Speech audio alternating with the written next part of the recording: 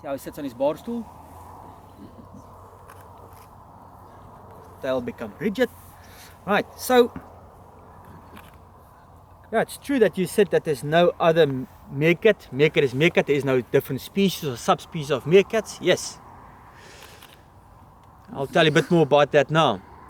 But for the French people, souris means mouse. Right? Souris. So now the cat-like creatures living in towns like mouse, mixed breed cat and mouse, this is what it looked like. A mouse cat or cat mouse. It's possible. Sourire means smile. So it looks like that they've got a smile or grunt on their faces. That makes sense as well. First possibility that we came up with was because of the fact that whenever mom gives birth, all the mature females in a family become surrogate mothers to their mother's young. So the word surrogate becomes surrogat. Surrogate mothers, surrogat, it's possible. So it's not just mom lactating and feeding the babies, but all the mature females all produce milk for mom's babies. So that's just pronouncing the word wrong. Certain dialect for the Italy people, suri means up straight or up tall or upright. Makes sense because of they stand up tall. For the Indian people, suri or surya means sun. So now a nickname for them is sun gods or sun worshippers. Cat-like creatures standing up tall. They live in tunnels, but they face the early morning sun or the late afternoon sun. So all of the names explains it, but nothing specifically. The Chinese people call them delicious because they eat everything. No, just joking. They gave us a proper name and it's Mao Yu. Mao is a cat and Yu is a ferret. So it's cat, ferret-like creature, but that explains smiling cat. The Spanish people, cat of the south. That makes sense because you only see them in the southern part of South Africa. Can you find them in other countries in Africa? Just in South Africa. Okay. But people smuggle them all over. Okay.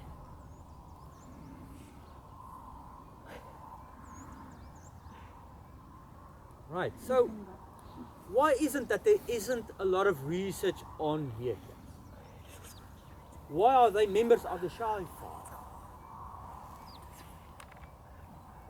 And then next part of the question, why is that we can sit here, talk, shout and sing? As you can see, they just carry on. We are not even here. How is it that we can sit here, talk, shout and sing and they won't even look at us?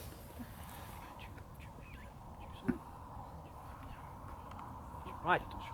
Cameron will explain the whole process to you. Why is it we can sit here, talk, shout and sing and they are not giving us a lot of attention? Right. Yeah, so our most common question here would be, how are we able to sit so close to the meerkats without them running away?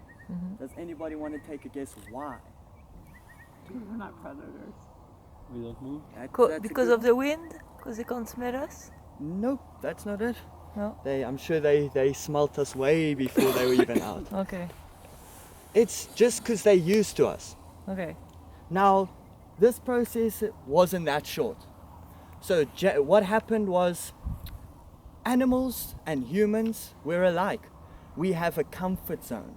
So what we had to do with the meerkats was find out their personal space bubble. So with humans, our personal space bubble will be an arm reached in front of you. Shake the person in front of you's hand. Hi, I'm Cameron, Dolphy or Derek. That would be relatively our personal space bubble. So the process from them getting used to us is called, for animals, it would be called habituation, and commonly known to humans as dating. So for humans, it's dating. Animals, it's habituation, getting used to one another. So you probably spoke to JD over the phone. So what JD did one day was he came out here about 200 to 300 meters away. He sat behind the meerkats, facing the sun. Because when the meerkats come out in the morning, the first thing they want to do is warm up. So if the sun's out, the bellies will be pointing straight towards the sun. So two things could happen when JD's standing so far out. The meerkats would come out, face the sun, not even notice JD. But what the meerkats actually did was they came out They notice JD out in the distance. Now they all face JD and not the sun, because there's a funny looking plant all the way out there that I've never seen before. A colorful, funny looking plant. So JD's sitting out there, and the meerkats are very, very nervous, because why is this plant sitting out there and not moving? With humans, we could have taken it like this. When you meet your future wife or girlfriend for the first time you meet her, you're not just going to walk up to her, give her a kiss on the lips and say, "Hey honey, how you doing?" She's probably going to kick you somewhere where you don't want to be kicked. So what you do is extend your hand out, shake her hand, and that would be your first step, bending the personal space bubble. So what you do now with your future girlfriend, you ask her out on a coffee date. Take out on a coffee date, there's going to be a lot of people around, so it's not really any privacy. So you ask a bit of questions, get to know each other a bit. You listen, you find out, listen here, this girl isn't just beauty, she's got some brains as well. So now you ask her out on a movie date or a dinner date, a bit more privacy perhaps. So what you do now, you're in the movies and you extend your arm, you do the old trick. Stretch your arm, put your arm over her shoulder. What does she do? She shrugs your hand off. So you give her personal space. You take your hand back, say, "I'm sorry, didn't mean to do it." And what now? With the meerkats, you're sitting 300 meters out, you don't really see anything. Yeah, you see your little sticks, but that's about it. So what JD had to do now was, every day he takes 3 steps towards the meerkats.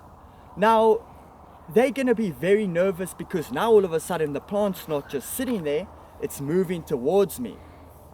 So they might get a bit nervous and run down the hole. So what you do, you give them their personal space again. You take a couple of steps back. Like when your girlfriend shrugs your hand off her shoulder, you take your arm, you give her some personal space. You have to do that with the meerkats. Give them their personal space.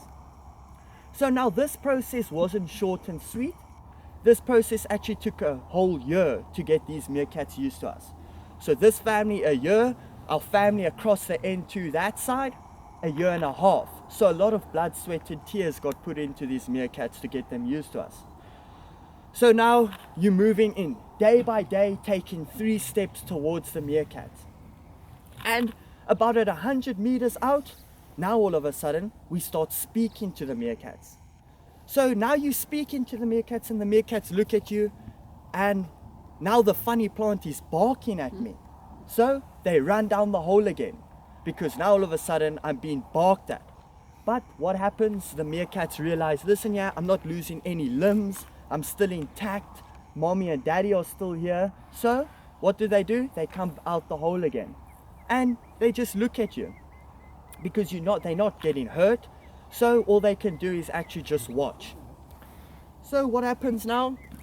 At 100 meters out, we're talking to the meerkats, reading them books, playing them music, getting them used to all the beeps and buzzes that your guys' phones and cameras are making. So now you're moving in, day by day, 3 steps, 3 steps, 3 steps, until we're right where you guys are today. Backs facing the sun, looking straight towards the meerkats. And you run out of stories, so now you start reading them books.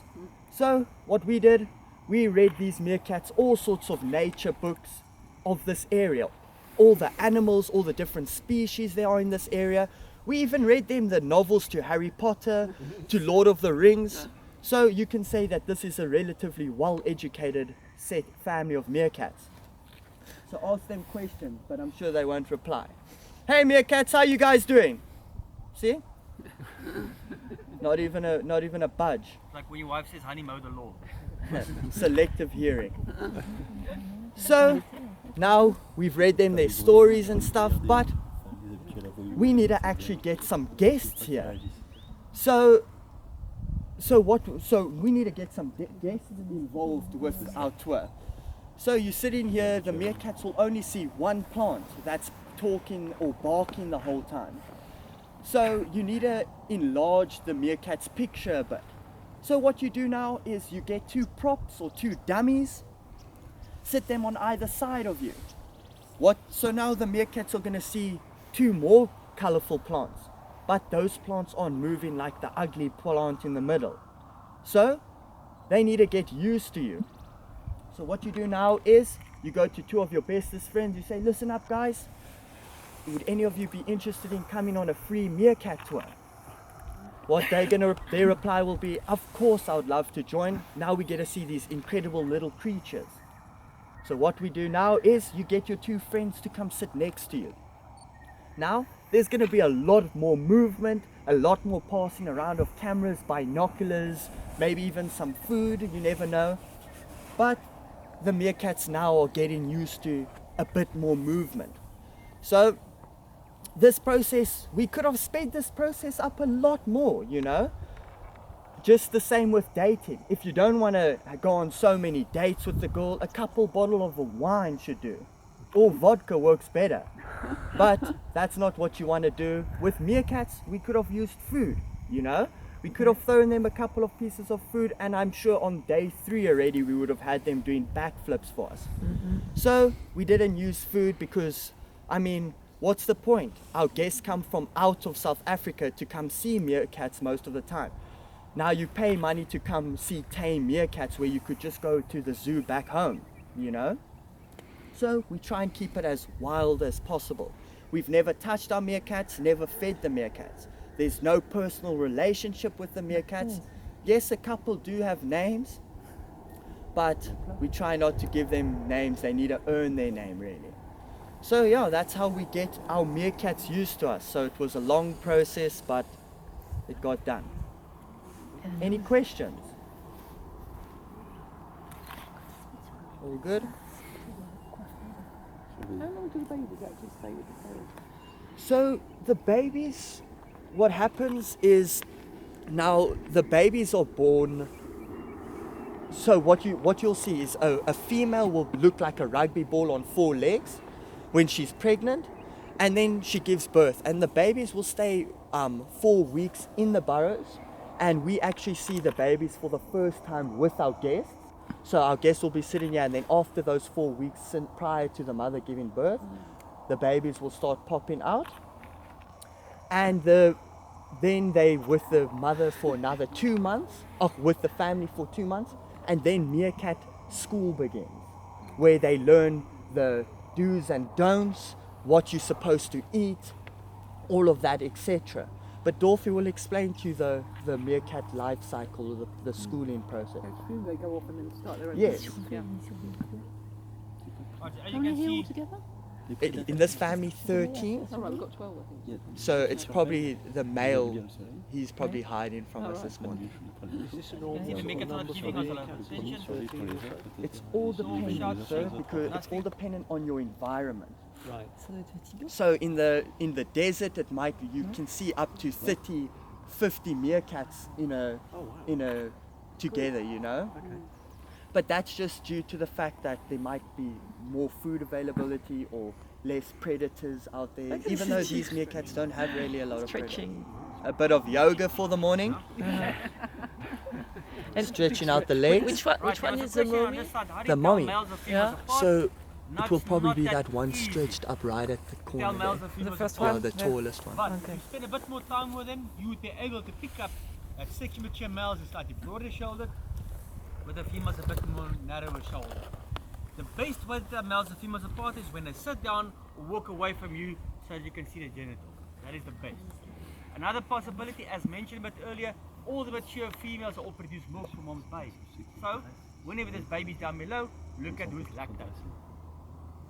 But a couple of years back, we had a male that lactated. So you can't always go with the lactation. So the best is look at the family jewels when they sit down. That is the best way to tell males and females apart. Right, so just quickly something. As I said, they sleep, wake up and warm up.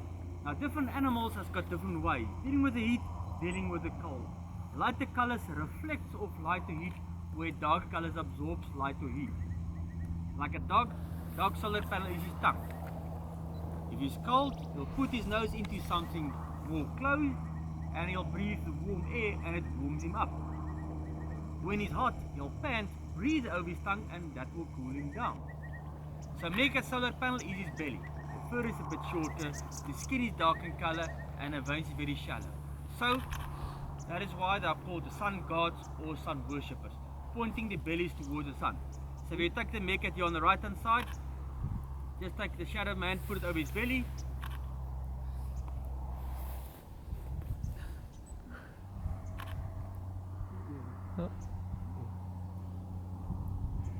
And then he's not too occupied by something like the bird here in the bush.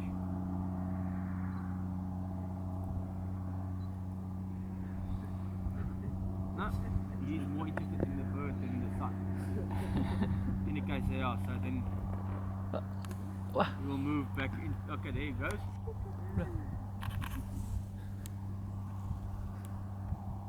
No, still just a bird. But in any case, so he needs to feel the heat on his belly.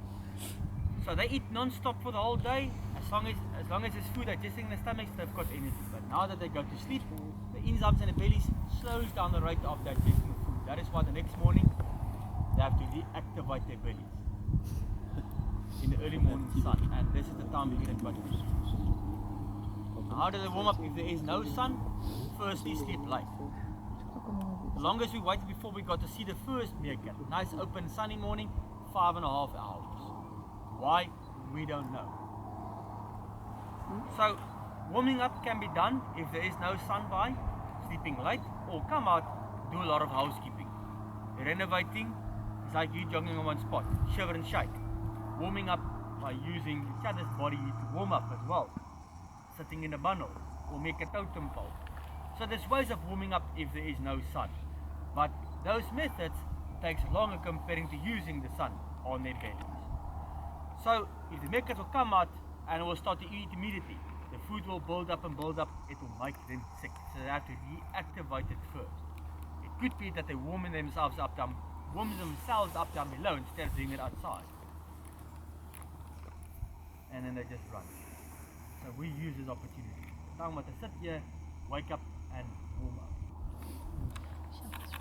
If you've missed this time period, you've missed it. So again, you can see the meerkats not giving us a lot of attention. They rather look at the birds than us. Shout, sing, hello meerkat, look here, you slept well. Still nothing, but look at this. That's a jackal sneaking up on me. The bird flying into the bush, that means there's something sneaking up. But the voice never hurt me, so that's again like mowing the lawn to dinner is ready.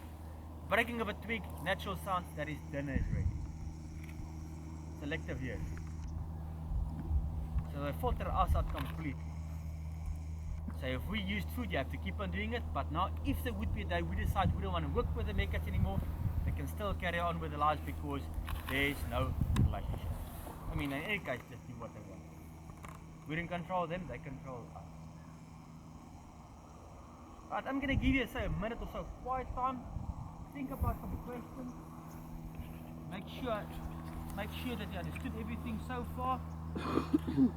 You have to pay attention because there's a 2-hour test afterwards.